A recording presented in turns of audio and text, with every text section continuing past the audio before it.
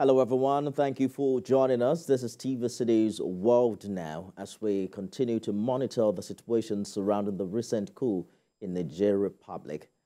Jubilations follow the announcement that the military junta in Niger has formed a new government and announced 21 ministers. According to a decree read out on national television, Prime Minister Ali Mohammed will lead the 21-member government with generals from the new military Governing Council heading the Defense and Interior Ministries. The coup leaders have refused to stand down despite threat by ECOWAS that it could use force to restore democracy.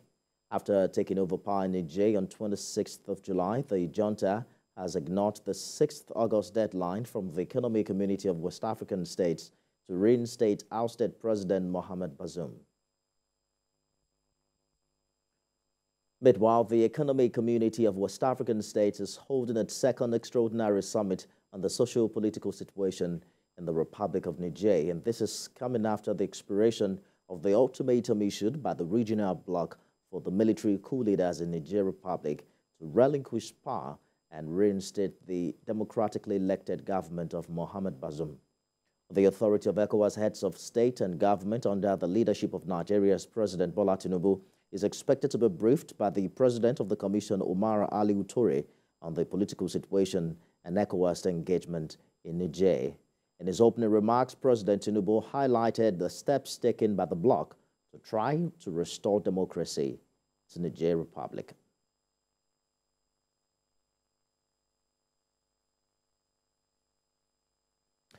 State House Correspondent Femi Akande joins me now for more on this summit. Femi, we understand the summit is now in a closed-door session, but in his opening remarks, President TINUBU mentioned that the Nigerian envoys will, talk about what happened when they were in Niger. Do we know if the duo of Mr. Kingibe and Abdulsalam Abubakar actually met with the leader of the junta in Niger?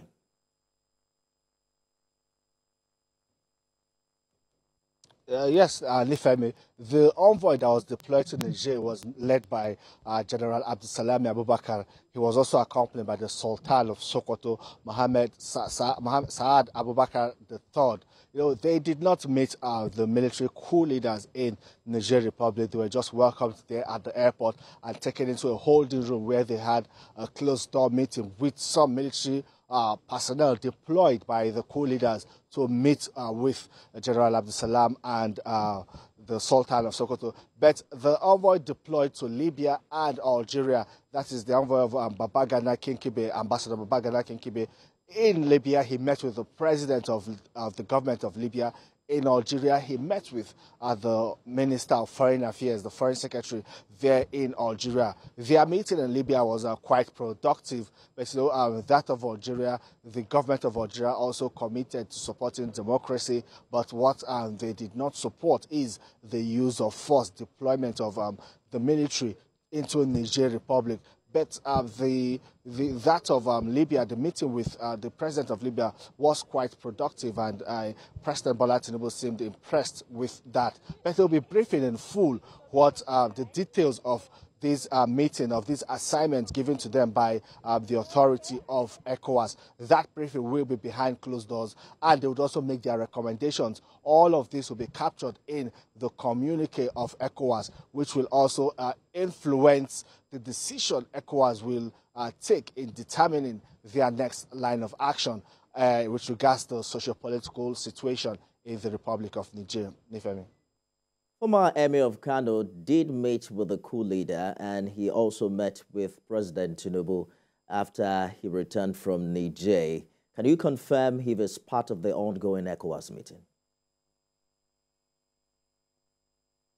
No, he's not here at the ECOWAS meeting ongoing. He met with the coup plotters in Niger in his private capacity. He's also a prominent Islamic cleric. He is the head of the Tianjian Islamic sect, and this sect is quite popular in West Africa. So he met with them in his capacity as the head of that Islamic sect, who also has close ties with certain people and groups inside Niger Republic. But he returned to Nigeria, came to the presidential villa to meet with President Bola Tinubu to brief him on his personal interventions and efforts so far. Well, indeed, he got the blessing of President Bola Tinubu. President Tinubu is exploring all avenues possible to find a solution to the situation in Niger Republic. And you know, President Tinubu is acting on behalf of ECOWAS, the authority of ECOWAS. He sits as chair of ECOWAS. This is not a decision of President Bola Tinubu alone, neither is it a decision of Nigeria as a state, but a collective decision of the economic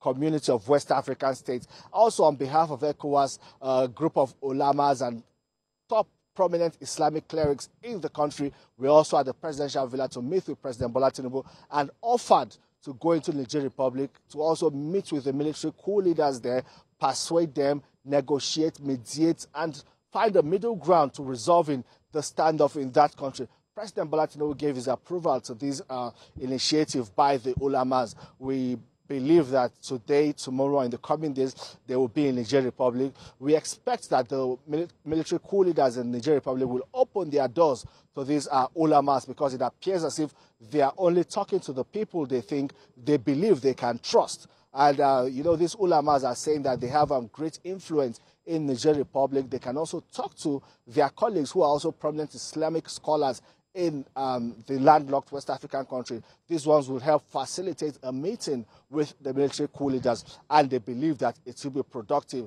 And then when they return, they will again return to the presidential villa to brief President Bola Tinubu. So all options are on the table as we speak, Nifemi. It's now 4 days past the initial deadline given by ECOWAS to Niger for the restoration of democracy in that part of the continent. It would seem the ECOWAS chair, like you said, is keeping all the options on the table. But how soon do we expect to hear this communique, given how long previous meetings of this nature held? Well, this is a very serious issue for ECOWAS. It's also a trial moment for them. You know, it's like a litmus test for the leadership of ECOWAS. That's under President Bola Tinubu. So we do not know how long their deliberations will take. You know, they would have to also get interventions from the United Nations, the African Union, and other critical stakeholders and regional blocs whose interventions will be important in determining the next course of action for ECOWAS. So all of that is ongoing. Well, we are just here staking out, waiting for that meeting to end before they'll put together a communique, invite journalists and others present, and that communique will be read out by the president of the commission. And that communique will contain the next line of action. We do not know if this will be more sanctions, stiffer sanctions on the landlocked country, or if indeed it might be, well, the last resort, which is putting boots on the ground. That's through the use of force to push out the military coup leaders. But everything is on the table. We'll just wait for ECOWAS to come out of that closed-door meeting and then let the public know what the next line of action will be. And that also is very important to the military coup leaders in Niger Republic. They are also quite apprehensive, even though they will not want to admit it. And they're also under pressure because these sanctions are really biting hard. Electricity supply has been cut off. Food and other commodities have been blocked from getting into Niger Republic.